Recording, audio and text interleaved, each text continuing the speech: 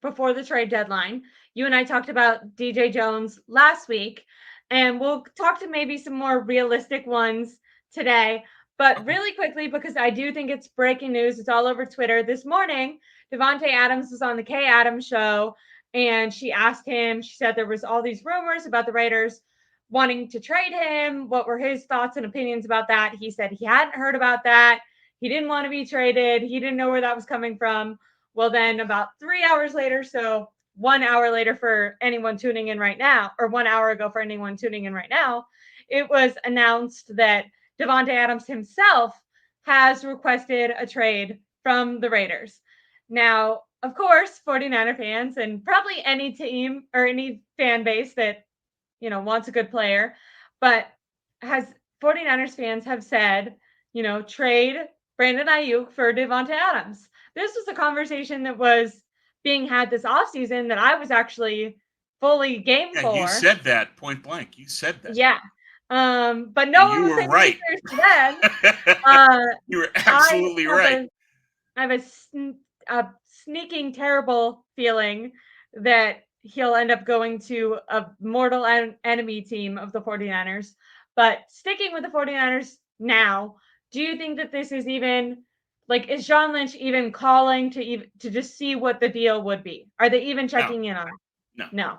And part of what you need to remember when it's Raiders Niners is Mark Davis refuses to deal with the Niners. He sees them as the backyard enemy, stemming back to the days when they were in Oakland.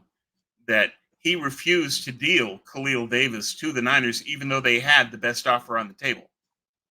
So Davis is not going to deal with the Niners. That's done. He's not going to do it. He refuses. I didn't know that part. He's the owner. That's there you are. As JM points out in the chat, Adams is from the area. Yeah, he's from East Palo Alto.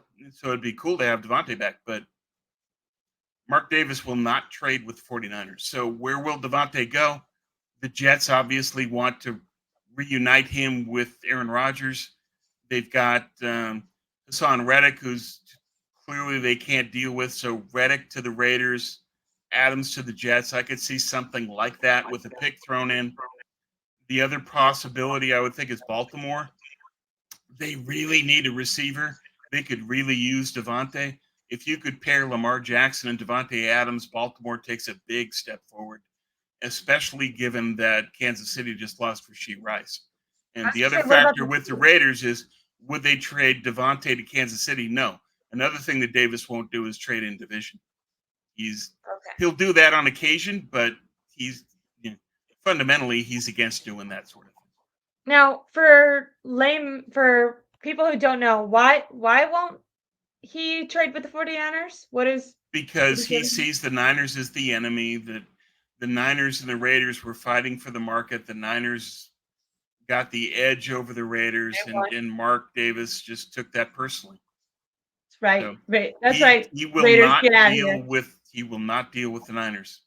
And Khalil Davis is proof of that. That the Niners offered the most by far, and he refused to trade him here, or Khalil Mack rather, and refused to trade him here, and that was it.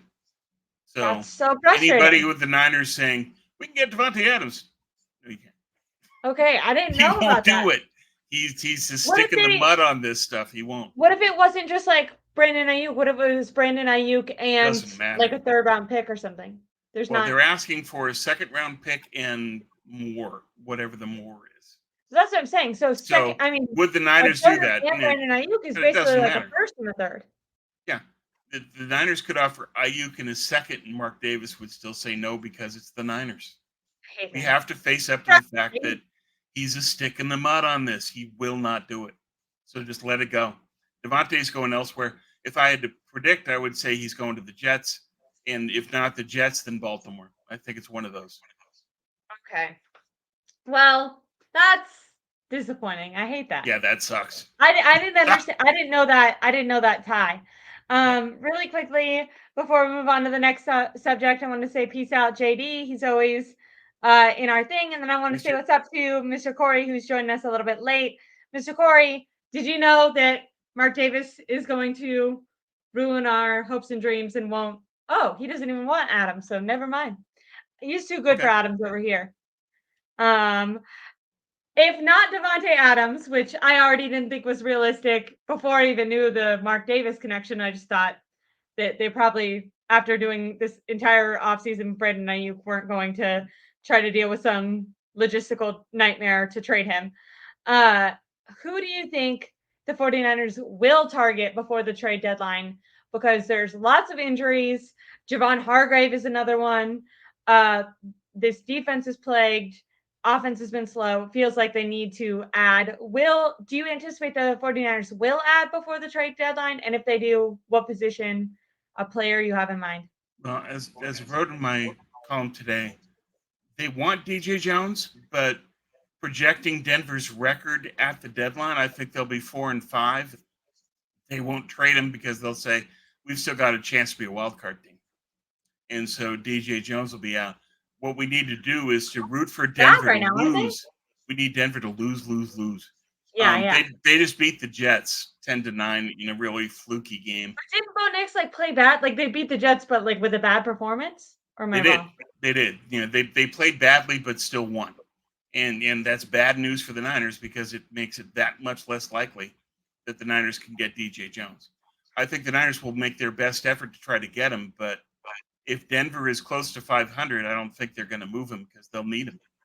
And is there a different player that you think they could target if not for DJ Jones? And that's the other thing I said in the article is you go through it and you say, okay, who are the other players on bad teams that could be available? And there's nobody. It's really bleak.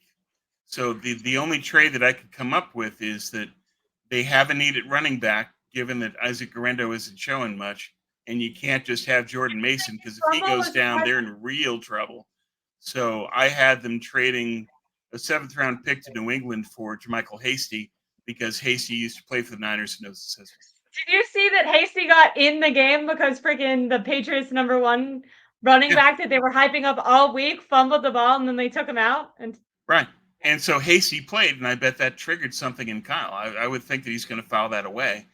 So I would expect that the Niners are going to look at Matt Breida in free agency of just signing him off of the street, or JaMycal Hasty in a very late draft pick trade. 7th rounder for Hasty, I could see that. But a trade that would make a lot of impact, probably not, because the bad teams don't have players available that the Niners would target.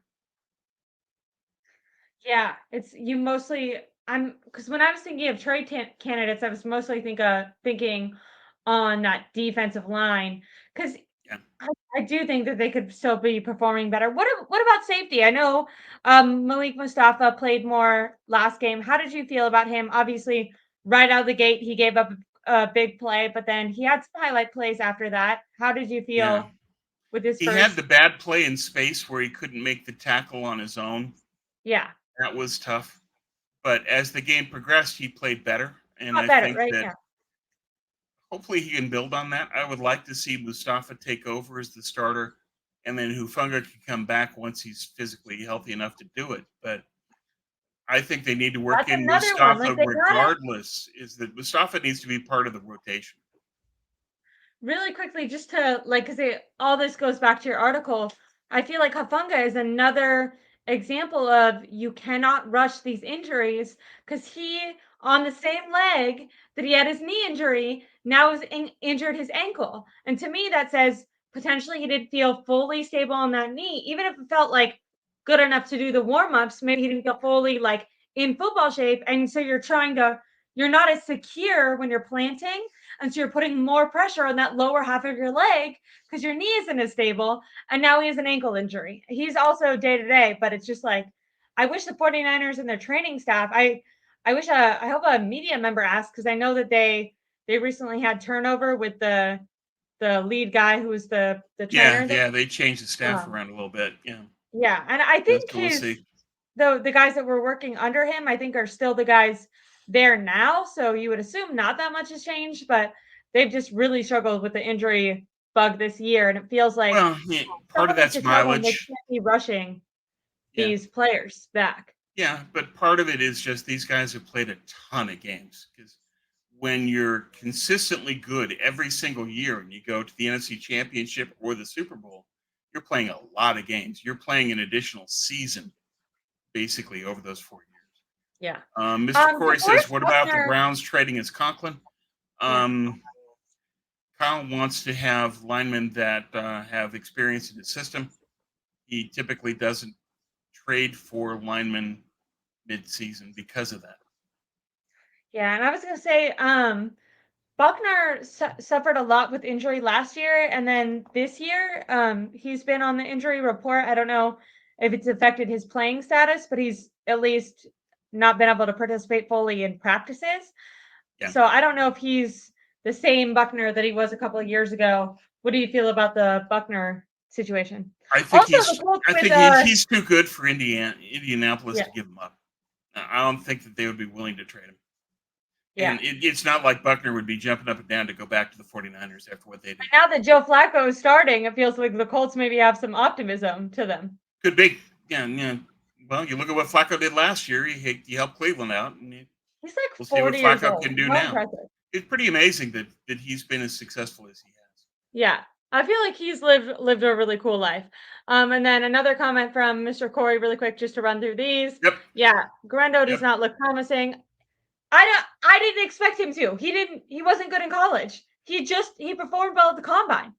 Well, yeah, as I said at the time he was drafted, they drafted a track guy who plays football. You need the reverse. You need a football guy who ran track. Because Guerrero was a sprinter and a long jumper in high school. He was a state champion. Great track guy. But you drafted this guy to be your kickoff returner primarily, and he runs up the back of a blocker and fumbles the ball as a result. This is the guy you want?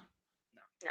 It's just, I think Guerrero is going to end up being the bust of this draft. Otherwise, really good draft. It's just that Guerrero was not the right pick. It's kind of just, you're chasing stats. You're going after the combine guys, and when Kyle has gone after combine, especially speed. Look at the film. Yeah, well, yeah. You have to watch the games, not the combine.